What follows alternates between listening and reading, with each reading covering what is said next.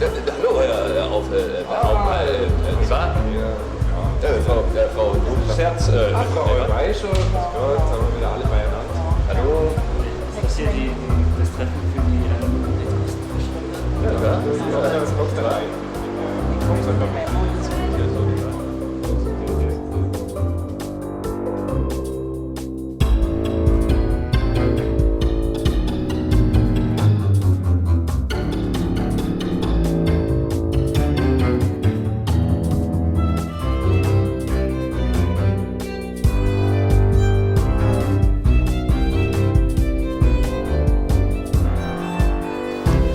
Also, wenn mal alle Fans gekippt sind, darf ich Sie recht herzlich begrüßen zu unserer monatlichen Sitzung der anonymen Heizkostenverschwender.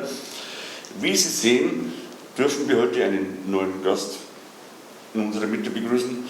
Wenn Sie sich doch mal vorstellen würden, bitte. Hallo, grüß Gott. Mein Name ist Uwe Bürger und als ich meine letzte Nebenkostenabrechnung erhalten habe, ist mir klar geworden, dass ich Heizkostenverschwender bin. Und dann habe ich in der Zeitung eben die Annonce zu diesem Treffen hier gesehen und nun ja, hier bin ich. Hallo, Uwe. Ja, jetzt weiß ich gar nicht, was ich jetzt erzählen soll. Herr Dr. Leit? Oh, das ist doch kein Problem, Herr Bürger. Bei uns braucht sich keiner isoliert fühlen, dessen Haus es nicht auch ist. Ja? Bei uns ist noch jeder aufgetaucht. Also, vielleicht, wenn die anderen ein Stück weit von sich erzählen würden, da wir uns ja in der Gesellschaft geächtet fühlen. Unsere Frau Weischer hat ja insbesondere damit zu kämpfen. Und ich würde sagen, erzählen Sie mal. Nein, was soll ich da schon erzählen? Wir haben 1962, der Hubert Selig und ich, unser Reihenhäusl gebaut. Oder was, 63? Nein, es war schon 62, weil wenn wir angefangen haben, war gerade in Hamburg die Sturmflut. Und wenn wir mittendrin waren, ist es so gegangen mit den langhaarigen Krawallbrüdern in Schwerin drum. Das haben wir damals alles im Radio gehört, weil Fernsehen haben wir noch keinen gehabt. Wir haben so gut wie gar nichts gehabt. Aber was wir gehabt haben, das hat eine Qualität gehabt. Da braucht es bloß einmal unsere Fenster anschauen. Die halten bis heute noch, da haben wir noch nie keine hineingebracht. Also vor ein paar Jahren sind wir nebendran eingezogen, so eine Familie mit einem Haufen Kindern. Sie studiert und er so ein Barter, der Kalkwappen-Sortierer. Und ein Haufen Schratzen. Alle anti-autonom erzogen. Rotzfrech, einer wie der andere. Den ganzen Tag außen bei der Tür, bumm, einer wieder bumm, außen, bum, bum, bum. Und jetzt meine ich, dass man meine Scheibe raushaut. Und dann bin ich letztes Mal, wie ich gesehen habe, dass sie daheim ist, einmal umgegangen. Und weil mit ihm möchte ich auch nicht reden, weil du weißt nie, was da in seinem Bart drin alles ist, was an auch hupfen kommt. Dann habe ich ihr halt einmal gesagt. Weißt du, was die gesagt hat zu mir? Was die gesagt hat zu mir? Die Mistbüchsen, die dahergelaufen nicht. Ach, was können da unsere Kinder dafür, wenn ihre Uraltfenster wackeln? Es wäre sowieso für die Umwelt das Beste, wenn sie endlich rausfliegen würden. Da ist mir da gleich gar nichts mehr eingefallen. Früher haben sie Krawalle gemacht und heute haben wir lieber das Häusl unter dem Arsch weggerissen. Und das alles wächst im Klimawandel. Was geht denn das mir an? Wir haben ja früher gleich gar nichts gehabt und schon gleich auch keinen Klimawandel. Den haben auch die langhaarigen Krawallbrüder erst erfunden, die wo auch das Ozonloch gebohrt haben. Also, wenn ich zum Thema Klimawandel auch mal was sagen darf, nicht wahr? Oh, aber natürlich, Herr Professor Verquer, immer raus mit der Sprache. Was haben Sie auf dem Herzen? Ja, also nun, das mit dem Klimawandel ist eine ganz und gar komplizierte Sache, nicht wahr? Es gibt ja durchaus Forschungen, hochseriöse Forschungen von anerkannten Koryphäen, nicht wahr? Also wahre Kapazitäten auf ihrem Gebiet, Fachleute von höchstem internationalen Ruf, nicht wahr? Nun, nicht wahr, was wollte ich sagen, nicht wahr? Wollten Sie uns nicht etwas zum Klimawandel erzählen? Ich? Ach so, ja, in der Tat. Also nach all dem, was wir heute wissen, und ich berufe mich da, wie gesagt, auf hochseriöse Forschungen von anerkannten Kapazitäten, nicht wahr? Also nach all dem, was wir heute wissen, ist das mit dem Klimawandel so eine Sache, ne? Ob der in diesem Umfang überhaupt für den Klimawandel zuständig sein kann, der hohe CO2-Ausstoß. Im Gegenteil, es ist ja sogar eher wünschenswert, denn es gibt ja schon so viel CO2 in der Natur, dass das bisschen vom Menschen produzierte CO2 da gar nicht ins Gewicht fallen kann, nicht wahr? Und dadurch die Umwelt ja auch nicht aus dem Ungleichgewicht gebracht werden kann, nicht wahr? Also, Sie verstehen, was ich meine. Aber entschuldigen Sie, liegt es nicht eben in der Natur der Sache? Bitte? Die meinen? Ich verstehe nicht ganz, nicht wahr? Na, ich meine, liegt es nicht in der Natur der Sache, dass ein Gleichgewicht eben schon durch sehr geringe Mengen aus dem Gleichgewicht gerät? Aber Herr Bürger, wir wollen doch hier nicht gleich ins Akademische abdriften. Nun, jedenfalls gibt es hochseriöse Forschungen, die meines Wissens auch von Texaco und anderen Energiefirmen finanziert werden, nicht wahr? Frau Zobelnerz, wie ist es denn Ihnen ergangen seit unserer letzten Sitzung? Ach, Herr Dr. Leit, erinnern Sie mich bitte nicht daran. Es war entsetzlich. Dieser Energiesparwahn macht ja vor gar nichts halt. Ja, nicht mal vor St. Moritz. Und da hat man doch immer geglaubt, man wäre unter Leuten mit einer gewissen Solvenz. Aber wenn ich mir ansehe, was da für ein Aktionismus herrscht, nur um ein paar Liter Heizöl zu sparen, geradezu entsetzlich ist das. Die Baronin von Kromdrauf, die alte Schnepfe, die hat ja jetzt ihr Ferienhaus Wärme isolieren lassen. Mit Schilfrohrmatten. Shocking! Ein absolutes No-Go. Das muss man sich mal vorstellen. Da lässt man sich von innen diese sündhaft teuren französischen Ledertapeten an die Wände machen und von außen pappt man drauf, worin Enten und Frösche ihre Notdurft verrichten. Und mir wollte doch diese impertinente Person allen Ernstes den Vorschlag unterbreiten, ich soll ihrem zweifelhaften Beispiel folgen und mein Interieur ebenfalls umkomponieren, so dass die Heizkörper freistehen, hat sie gemeint. Also bitte, natürlich haben wir nur auserlesene Heizkörper, aber das sind und bleiben nun mal technische Gebrauchsgegenstände. Sowas zeigt man doch nicht unbedingt her, nicht wahr? Aber mir ist ja auch schon vollkommen klar, was diese impertinente, missgünstige Person im Schild wird. Die ist mir ja schon lange meine antiken Eichenmöbel neidisch. Und da will sie mir eben einreden, dass diese den Heizkörpern im Wege stehen. Hat man sowas schon gehört? Jetzt sagen Sie doch auch mal was, Herr Aufhauer. Ja, also ich habe mir da so eine Holzvertäfelung vor die Heizkörper gemacht, damit man die nicht so sieht. Mahagoni, Bubinger, irgend so ein Urwaldzeugs eben, ja. Das hält schon ein bisschen was weg. Aber mein Heizkessel, der hält das aus. Der ist ja aufs Dreifache ausgelegt. Da könnte ich noch 2 Häuser mitheizen, wenn ich wollen würde. Ha, will ich aber nicht. Ja, da brauche ich mir über Schneelasten und so überhaupt keine Gedanken machen. Da werfe ich einmal unten im Keller die Sauna an und schon geht sie oben dahin, die weiße Pracht. Mit einer Deckendämmung oder so einem Unsinn würde das natürlich nicht funktionieren. Ja? Aber ich war neulich wieder für 2 Wochen in Thailand.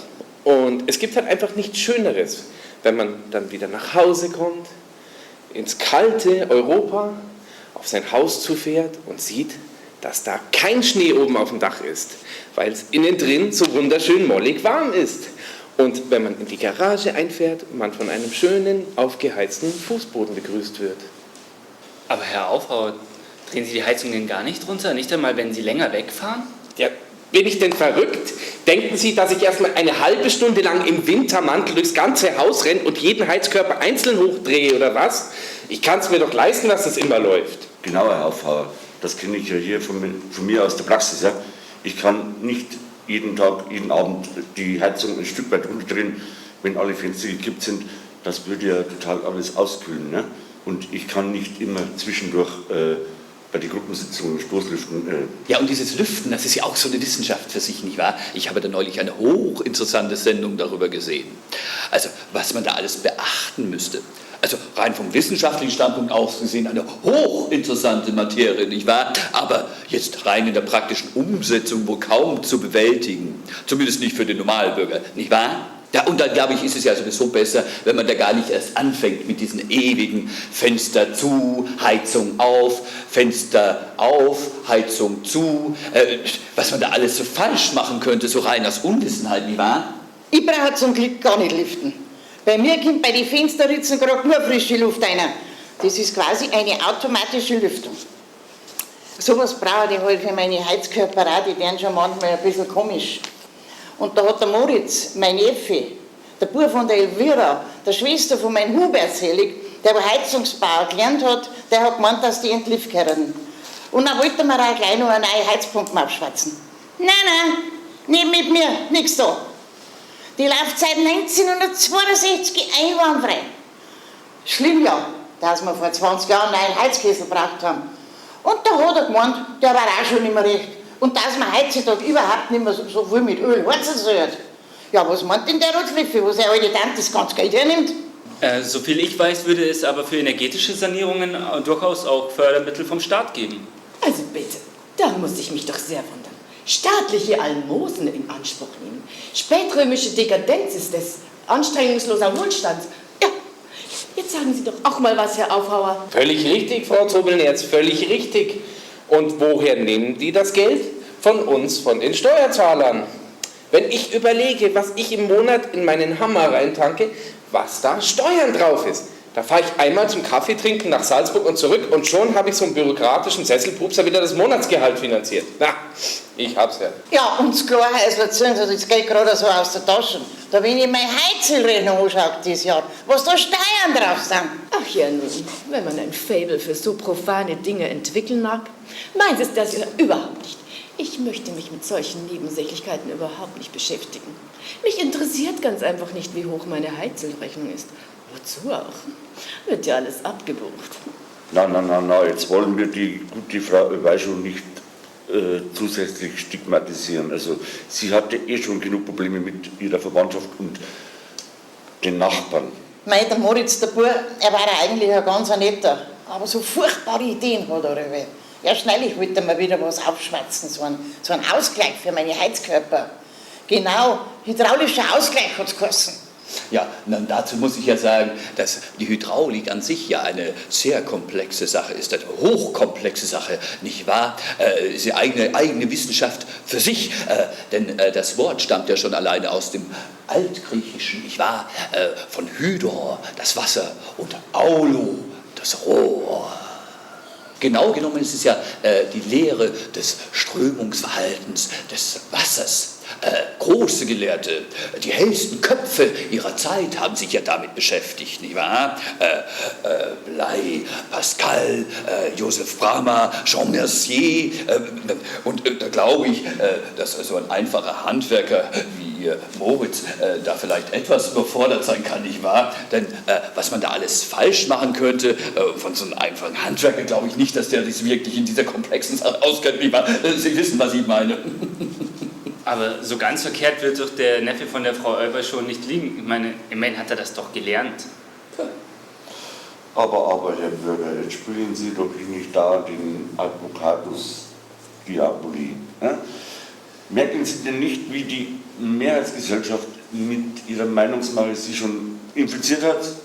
Wenn wir jeden Tag irgendwie auf Leute hören würden, die irgendwie irgendwo irgendwann was gelernt haben, ja? Das fehlte gerade noch, dass wir uns hier jetzt auch noch diese Weltverbesserersprüche anhören müssen. Ganz recht, Herr Aufbauer, ganz recht. Nicht wahr?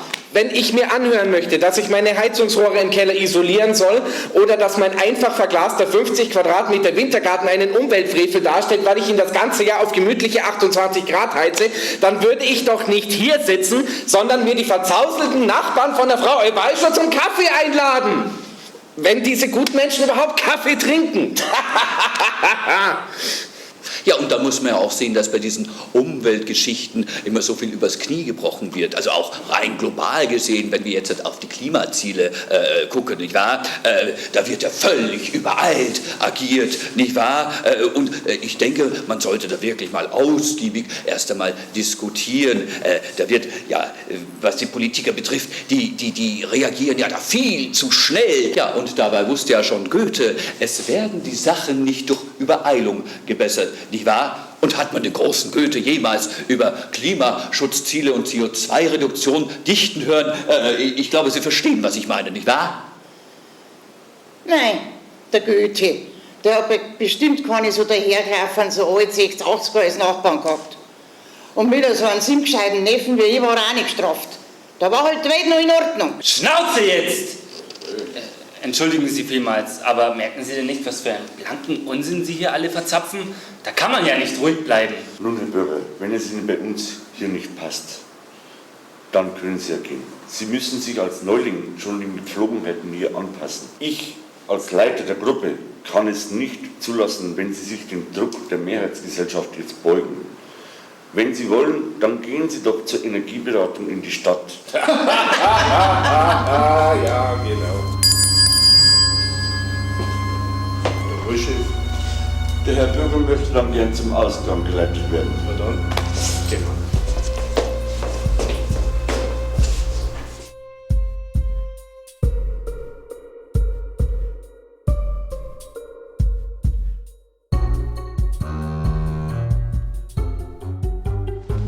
Hallo Herr Bürger, schön, dass Sie da sind. Grüß Gott. Guten Tag, haben Sie Ihre Unterlagen dabei? Ja, freilich.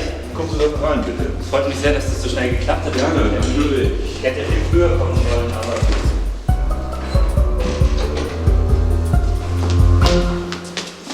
Oh, hallo Herr Professor, überraschend Sie anzutreffen. Oh, hallo, Herr Doktor. Ich dachte, ich musste. Nun sagen Sie nicht, Sie wollten zur Energieberatung. Ich? Also mein Gott, Gefahr. Nein, ich musste, also ich war gerade auf dem Weg. Sie verstehen das von Amts wegen. Aber das ist jetzt eher zufällig, dass Sie mich hier antreffen. Man verläuft sich hier so leicht, nicht wahr? Ne, wem sagen Sie das, Herr Professor? Wem sagen Sie das? Also ich muss dann wieder, wir sehen uns dann nächste Woche zur monatlichen Sitzung. Ja, aber selbstverständlich, Herr Doktor. Ich freue mich schon, nicht wahr? Jetzt sieh sich einer diese beiden scheinheiligen Pharisäer an. Das war doch jetzt offensichtlich, was die beiden vorhatten. Da erzählt uns dieser Quacksalber immer von wegen, sich von der gesellschaftlichen Ächtung der Mehrheitsgesellschaft zu emanzipieren. Und dann wäre der doch glatt zum Energieberater gerannt, wenn ihm nicht dieser Umstandsakademiker dazwischen gekommen wäre.